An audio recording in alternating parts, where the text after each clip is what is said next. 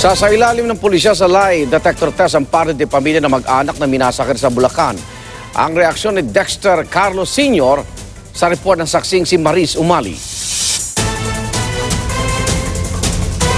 Hindi na lang parallel investigation ng NBI ang tututok sa padre de pamilya ng mga biktima ng Bulacan Massacre na si Dexter Carlos Sr.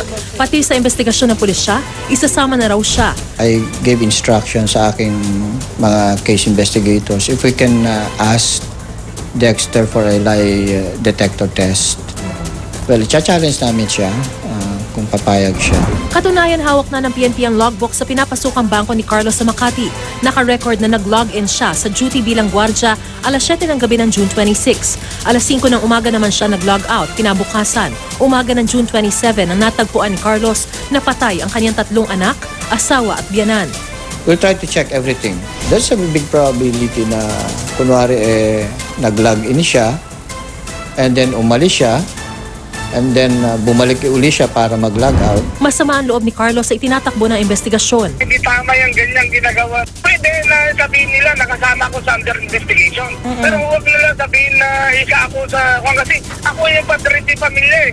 Kaya ko magawin sa junior ko, yung anak ko. Magkasakit ka lang yan, utangan ko, isang lakaw ngayong ATM ko para mapagamot ko lang yung anak ko. Tapos papatayin ko sila. Willing ako kahit anong gusto nila na makakaresolve sa kaso. Malinis yung konsensya ko. Hindi pa raw iniimbitahan ng pulisya ang padre de pamilya si Dexter Carlos Sr. sa ngayon.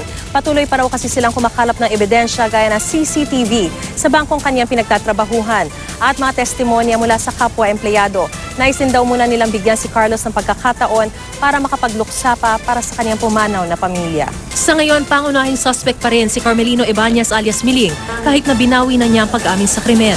Blanco pa rin daw ang pulisya kung sino ang pumatay sa 3 persons of interest na sina alias Ingo, alias Tony at alias Ponga. Pero posibleng maging susi raw ang basyon ng kalibre 45 baril na na-recover sa lugar kung saan napatay si Ponga. Ako si Mariz Umali, ang inyong saksi.